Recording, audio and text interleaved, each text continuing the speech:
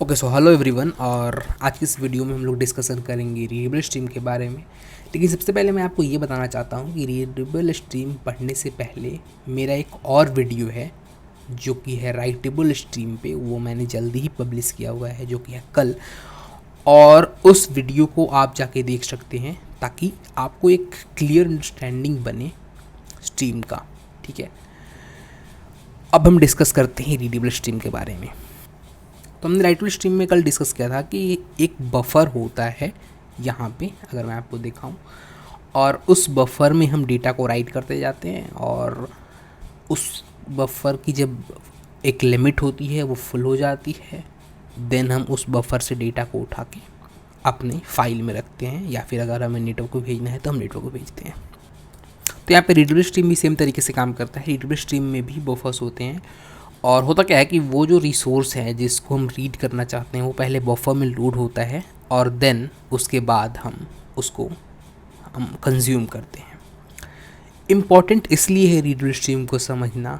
अगर मैं आपको सिंप्लिसिटी के लिए बताऊं तो रीडेबल स्ट्रीम बहुत जगह यूज़ हो रहा होता है। तो रीडेबल स्ट्रीम अगर आप HTTP के ऊपर कोई भी एप्लीकेशंस बनाएंगे तो वहाँ पे रीडेबल स्ट्रीम का यूज़ होता है। फाइल सिस्टम में, जो कि मैं अभी एग्जांपल देके आपको समझाने वाला हूँ, इसमें भी रीडेबल स्ट्रीम का यूज़ होता है। TCP सॉकेट का जो इम्प्लीमेंटेशन है वो भी रीडेबल स्ट्रीम से होता है। यहाँ तक कि चाइल्ड प्रोसेस के ऊपर जो भी हम टर्मिनल पे स्टैंडर्ड आउट और स्टैंडर्ड एरर जो भी हम देखते हैं, वो टर्मिनल पे जो भी चीज़ें लोड हो रही होती हैं वो सारे रीडेबल स्ट्रीम के थ्रू हो रही होती हैं। ठीक है, और रीडेबल स्ट्रीम को जब आप समझ लोगे तब आप HTTP के साथ अगर आपको प्ले करना है, फाइल सिस्टम के साथ अगर प्ले करना है, आप एक प्रोसेस डिफाइन कर पाओगे जिसमें आप एक साथ पूरे डेटा को क्लाइंट में नहीं भेज रहे हो, बल्कि एक तो यहाँ पे आप प्रोसेस डिफाइन कर पाओगे कि आप एक साथ पूरे डेटा को क्लाइंट पे नहीं भेज पा रहे हो, जबकि आप चंक्स बाय चंक्स डेटा को भेजते हो। चाहे वो क्रिप्टो स्ट्रीमिंग हो, जेलिब एक स्ट्रीमिंग करना हो, या फिर फाइल सिस्टम के साथ स्ट्रीमिंग के कॉन्सेप्ट को इम्प्लीमेंट करना हो, या फिर HTTP के साथ उस स्ट्रीमिंग के कॉन्सेप्ट को इम्प्लीमेंट करना हो। ये चीज़ें होती हैं बिहाइंड द सीन। सारी चीज़ें जो एक लेयर है इनका, वो HTTP स्ट्रीमिंग के ऊपर ऑलरेडी बना हुआ है। ठीक है, थोड़ा सा समझ लेते हैं इसको आगे, और उसके बाद हम कोड करके देखेंगे कि कैसे हम HTTP जो स्ट्रीमिंग का कॉन्सेप्ट है उसको हम इम्प्लीमेंट करते हैं Node.js में। ठीक है, तो readable stream effectively operate in one of the two modes, following and pause. This mode are separated from object mode. A readable stream can be object mode. A readable stream can be in object mode or not, regardless of whether it is flowing mode or pause mode। ठीक है, तो यहाँ पे कहने का मतलब है कि रीडेबल स्ट्रीम के दो मोड होते हैं। या तो आप डेटा का वो फ्लोइंग मोड है, यानी डेटा को आप डायरेक्टली रीड कर रहे होते हैं, या फिर वो पॉज मोड है, यानी डेटा उस बफर में राइट नहीं हो रहा होगा और वो जो रिसोर्स है वो अपने डेटा को उस बफर में नहीं लिख रहा होगा। जो फ्लोइंग मोड होता है उसमें आप ऐसा समझो कि जो अंडरलाइंग सिस्टम है Node.js का, वो इवेंट जो वहाँ पे हम यूज़ करते हैं डेटा को रीड करने के लिए, तो जैसे ही हम डेटा को रीड करना स्टार्ट करते हैं तो इवेंट जो मिलता है हमें Node.js का, तो वो एक फ्लोइंग मोड का प्रोसेस है। तो यहाँ पे आप देख सकते हो कि in pause mode the stream read method must be call explicitly to read chunks of data from the stream. तो यहाँ पे स्ट्रीम डॉट रीड एक मेथड है जिसको हम कॉल करते हैं, तो हमें चंक्स बाई चंक्स डेटा को हमें मिलता है। ठीक है, तो यहाँ पे वो सारे इवेंट्स और वो मेथड्स के बारे में बताया गया है। अभी मैं थोड़ा सा अभी एक डिस्कशन पे ले चलता हूँ, फिर मैं कोडिंग पे सिंप्लिसिटी के लिए ले जाऊँगा। तो यहाँ पे डेटा इवेंट हमें मिलता है, और जैसे ही हम इस इवेंट को लिसन करते हैं तो ये जो इसका मोड है, जो रीडेबल स्ट्रीम का मोड है, वो चेंज होता है, वो फ्लोइंग मोड में कन्वर्ट हो जाता है। ठीक है, उसके बाद हम उसको पॉज कर सकते हैं, उसको रिज्यूम कर सकते हैं, पाइप कर सकते हैं। पाइप के बारे में हम आगे देखेंगे आगे आने वाली वीडियो में। अभी मैं सिंप्लिसिटी के लिए आपको आगे बताता हूँ कि पाइप एक तरीका है एक रिसोर्स को एक जगह से दूसरी जगह को ट्रांसफ़र करने में। और उसके साथ साथ अगर मैं बताऊँ आपको तो ये कुछ स्टेट्स होते हैं। तो रीडेबल फ्लोइंग नल हो सकता है, फॉल्स हो सकता है, ट्रू हो सकता है। तो यहाँ पे जो रीडेबल फ्लोइंग है वो null, no mechanism for consuming the stream data is provided. So readable following अगर नल है तो इसके कहने का मतलब है कि यहाँ पे कोई मैकेनिज़्म नहीं है जिसके थ्रू हम डेटा को कंज्यूम कर सकते हैं। सो देयरफॉर द स्ट्रीमिंग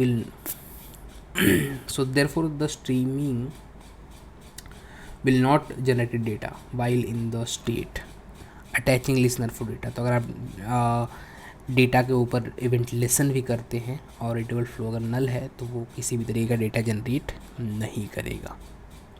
ठीक है, यहाँ पे आप रीडेबल डॉट पॉज मेथड को कॉल कर सकते हैं। तो जैसे रीडेबल डॉट पॉज मेथड को कॉल करते हैं तो वो जो फ्लो होता है, जो रीडेबल फ्लो डेटा का होता है वो रुक जाता है।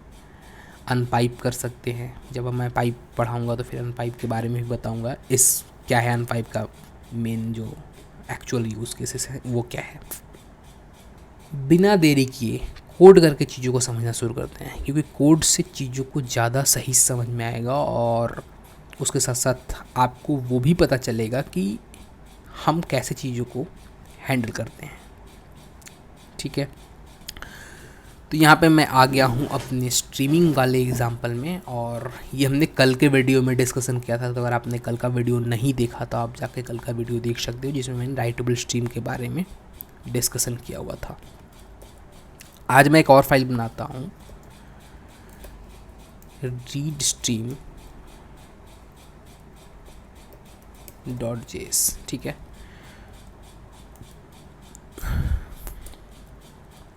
और इसमें हम सारा का सारा प्रोसेस करने वाले हैं।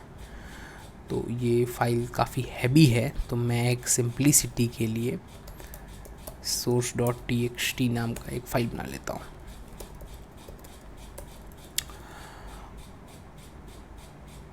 और मैं इस फाइल में कुछ डेटा रखना चाहता हूँ। तो ये जो राइट स्ट्रीम फाइल है इसके थ्रू हम डेटा इंसर्ट करते हैं थोड़ा,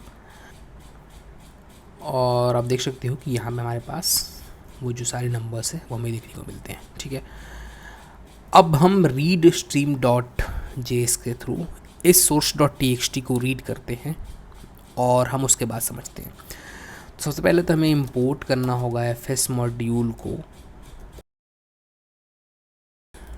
या फिर मैं यहाँ पे वेरिएबल लेता हूँ फाइल और fs डॉट ओपन कर लेता हूँ। ठीक है, source.txt, और इसे मैं रीड मोड में ही ओपन करता हूँ फ़िलहाल, क्योंकि हमें इस फाइल को रीड करना है। ठीक है, अगर हमें स्ट्रीमिंग में कन्वर्ट करना है, तो अगर हमें स्ट्रीमिंग यूज़ करना है इस फाइल पे, तो यहाँ पे फाइल डॉट, और इसको अवेट कर लेते हैं हम। और अगर हमें स्ट्रीम करना है इस फाइल को, तो file dot create read stream, ये मेथड है। और ये मेथड को कॉल करने से हमारा जो ये फाइल है जो ओपन हुआ है, जो भी हमारा फाइल, उसे हम रीडेबल स्ट्रीम में कन्वर्ट कर लेंगे। तो यहाँ पर मैं ये सिंक फंक्शन रख लेता हूँ फ़िलहाल, और ये जो फाइल है वो भी रीडेबल स्ट्रीम में कन्वर्ट हो चुका है। तो यहाँ पे रीडर एक वेरिएबल में बना लिया मैंने, और रीडर के ऊपर वो सारे इवेंट्स हम लिसन कर सकते हैं, जो कि है डेटा, एंड, और जो मैंने अभी इवेंट आपको दिखाए हुए हैं। यहाँ पे आप देख सकते हो कि यहाँ पे रिज्यूम जो मेथड है वो एक्सेस कर सकते हैं, डेटा इवेंट को लिसन कर सकते हैं। अगर मैं थोड़ा और आपको नीचे एग्जांपल दिखाऊं तो यहाँ पे आप देख सकते हो ये डेटा इवेंट है, एंड इवेंट है, एरर इवेंट है, पॉज इवेंट है, ये सारे इवेंट्स हैं। और ये सारे इवेंट हम इस जो रीडर ऑब्जेक्ट है उस पर हम लिसन कर सकते हैं। ठीक है, अब जो रीडर ऑब्जेक्ट है उस पर अगर हम यहाँ पे अगर मैं लिखूँ रीडर डॉट ऑन, और इस पर ये देखो, आप देख सकते हो कि यहाँ पे इतने सारे इवेंट हैं। और जैसे ही मैं रीडर ऑब्जेक्ट के ऊपर मैं डेटा को लेसन करूँगा, डेटा जो इवेंट है उसको लेसन करूँगा, तो यहाँ पे वो फाइल जो है वो स्ट्रीमिंग मोड में आ जाएगा, वो फ्लोइंग मोड में आ जाएगा। ठीक है, तो यहाँ पे रीडेबल डॉट ऑन, और उस साथ हम डेटा को लिसन कर रहे हैं, आप देख सकते हो इधर। और उसके बाद यहाँ पे क्या हमें मिलते हैं, चंक्स। ठीक है, ये जस्ट अ वेरिएबल है, तो आप कुछ भी रख सकते हो। और यहाँ पे दो वैल्यूज़ मिलती हैं हमें, या तो स्ट्रिंग हो सकती हैं या फिर वो बफर का एरे हो सकते हैं। तो मैं सिंप्लिसिटी के लिए अभी आपको लॉक करके दिखाता हूँ कि ये डेटा क्या मिल रहा है हमें। तो यहाँ मैंने सी वेरिएबल को रख लिया है और चंक्स को मैं यहाँ पे प्रिंट कराने वाला हूँ। तो ठीक है, तो अभी इस रीडेबल स्ट्रीम फाइल को एग्जीक्यूट करते हैं। तो नोड रीड स्ट्रीम, और अगर मैं जैसे ही आपको दिखाऊं तो आप देख सकते हो कि वो जो डेटा हमने लिखा था, राइट, इस data dot T source dot T file में, वो सारे हमें बफर के रूप में देखने को मिल रहे हैं। और हम जानते हैं कि ये बफर है, तो इसके ऊपर वो मेथड्स हैं जिसके थ्रू हम ये जो बफर्स की वैल्यू है उसको स्ट्रिंग में कन्वर्ट कर सकते हो। आप देख सकते हो कि वो सारे वैल्यू 1 से लेके 1999 तक हमें देखने को इधर मिलते हैं। ठीक है, तो इस तरीके से आप डेटा को रीड कर सकते हैं, जो स्ट्रीमिंग फॉर्म में आप रीड कर सकते हैं। और जैसे ही आप रीड कर सकते हैं तो फिर आप राइट भी कर सकते हैं। तो एक मैं और फाइल को ओपन कर लेता हूँ, await dish dot T x T रख लेते हैं इसका नाम, और इसको मैं ओपन करता हूँ राइट मोड में, राइट। तो अब ये डेटा अगर आप रीड कर पा रहे हो और इस डेटा को अगर आप लिखना चाहते हो किसी और फाइल में, तो यहाँ पे आप, जो कि ये राइट फाइल मैंने ओपन किया है, और आप चाहो तो इसका एक स्ट्रीमिंग भी बना सकते हो। तो राइटर अगर एक स्ट्रीम बनाएं, और राइटर स्ट्रीम में हम write file dot create right stream, यहाँ पे जो ये राइटर है वो इस destination dot T x T का एक राइटर स्ट्रीम हमें मिल गया है। और राइटर डॉट राइट ये मेथड है, जैसा कि हम जानते ही हैं। और अगर मैं इसमें ये वेरिएबल दूं, जो कि स्ट्रिंग फॉर्मेट में अगर हमें लिखना है डेटा, तो हमें टू स्ट्रिंग में कन्वर्ट करना होगा और देन राइट मेथड में हमें लिखना होगा। ठीक है, और अगर मैं इस एग्जीक्यूट करूँ रीड स्ट्रीम फाइल को, तो आप देख सकते हो कि यहाँ पे डेस्ट नाम का एक फोल्डर बन चुका है, और इसमें भी जो सारे डेटा है हमें देखने को मिल रहे हैं। ओके, तो इस तरीके से आप फाइल को रीडेबल स्ट्रीम में कन्वर्ट करते हैं, आप यहाँ पे देख सकते हो, देन राइटेबल स्ट्रीम में कन्वर्ट करते हैं, और उसके बाद आप सिंपली राइट करते हैं। यहाँ पे जो एग्ज़ाम्पल आपको देखने को मिल रहा है, ये आई थिंक ये करेक्ट दिख रहा होगा, क्योंकि जो हमने सोर्स से डेटा रीड किया और डेस्टिनेशन फाइल में लिख दिया, इसमें कहाँ कोई प्रॉब्लम है। इसमें प्रॉब्लम होती है कि आपको चीज़ों को थोड़ा सा और कंप्यूटर साइंस को समझना पड़ेगा। यहाँ पे जो मेमोरी का जो स्पीड होता है, यहाँ पे मैं बात कर रहा हूँ हार्ड डिस्क की, एसएसडी की, उसका रीड स्पीड बहुत ज़्यादा होता है as compare to write speed में। तो यहाँ पे भी सिस्टम बॉटलनेक, जो हमने कल राइट स्ट्रीम में बात किया था, कि अगर हमारे पास बहुत ज़्यादा अमाउंट में डेटा लिख रहे हैं हम बफर में, और बफर से डेटा रीड नहीं हो पा रहा है, यानी वाइप आउट नहीं हो रहा है, क्लियर नहीं हो पा रहा है, तो वहाँ पे एक ओवरहेड बनता है। यानी अगर अमाउंट ऑफ डेटा बहुत ज़्यादा आ रहा है उस राइटर स्ट्रीम के पास, तो वहाँ पे हम मैनेज करना मुश्किल हो जाता है। और ये एक बॉटलनेक है इस सिस्टम में भी, क्योंकि यहाँ पे हम रीडर डॉट ऑन जो है, आप जैसा कि आप देख सकते होगे, और इस रीडर डॉट ऑन के अंदर डेटा बहुत ही फास्ट स्पीड से अगर आएगा और डेटा बहुत ही बड़ा होगा, तो हमारा ये राइटर डॉट राइट मेथड है वो बॉटलनेक करेगा, वो प्रॉब्लमेटिक होगा, वो फंसेगा। और हमारा जो CPU बम्प्स हैं, जो कि मैंने कल आपको दिखाया था, वो भी बहुत हाई होंगे। लेकिन आप एक एनालॉजी, एक आइडिया लगाइए, सोचिए कि ये एक प्रॉब्लमेटिक है यहाँ पे, क्योंकि अगर रीडर बहुत हाई चंक्स में डेटा को दे रहा है और उतने स्पीड से अगर हम राइट नहीं कर पाएंगे, तो यहाँ पे उसके कारण एक मेमोरी बम्प्स आएंगे, वो मेमोरी बम्प्स मैं आई होप दिखा पाया हो आपको। तो उसके लिए होता है हमारे पास पॉज मेथड। तो आप स्ट्रीम को पॉज कर सकते हैं, जो डेटा आ रहा है उसको पॉज कर सकते हैं। और हम जानते हैं कि ये जो राइटर है वो फॉल्स रिटर्न करता है अगर वो लिख नहीं पाता उस मेमोरी एरिया को, जो बफर है उसका फुल हो जाता है। तो अगर मैं यहाँ पे अगर मुझे तो यहाँ पे अगर writer dot write false return करे तो यहाँ पे करना क्या होता है कि जो रीडेबल स्ट्रीम है यहाँ पे फाइल का, तो फाइल का रीडेबल स्ट्रीम ये रीडर है, तो ये रीडर के ऊपर हम पॉज लगा सकते हैं, राइट। तो ये एक पॉज मेथड है और इसे यूज़ करने से क्या होगा कि अब ये रीडर जो है वो डेटा देना बंद कर देगा। तो अभी जो रीडर के पास पॉज हो जाएगा कि अब राइटर जो स्ट्रीम है, तो यहाँ पे राइटर जो स्ट्रीम है वो फुल होगा और जिसके कारण वो रीडर को पॉज करेगा। तो उसके बाद ये मेमोरी का जो प्रेशर है, जो यहाँ पे जो बार बार एक बम्प देखने को मिलेगा हाईएस्ट मेमोरी यूजेस का, वो देखने को हमें नहीं मिलेगा, ठीक है। इसको रिज्यूम कैसे करेंगे, क्योंकि अगर ये पॉज हो गया तो हमें रिज्यूम भी करना होगा, क्योंकि और भी डेटा है पीछे, उसे भी तो राइट करना होगा। तो उसके लिए हमारे पास राइटर के ऊपर ड्रेन मेथड है, राइट। तो राइटर डॉट ऑन और यहाँ पे ड्रेन मेथड कॉल कर लेते हैं और ड्रेन मेथड के अंदर हम रीडर डॉट रिज्यूम मेथड को कॉल कर लेते हैं, ठीक है। इससे क्या होगा कि जैसे वो बफर फुल होगा राइटर का, तो पहले तो वो रीडर को पॉज कर देगा, राइट। अब वो राइटर का बफर ड्रेन होगा, यानी वो इवेंट अगर होगा ड्रेन का, उसके बाद यहाँ पे जो रीडर को एक्टिवेट कर देगा, तो फिर से वो रीडर डेटा पास करना शुरू कर देगा।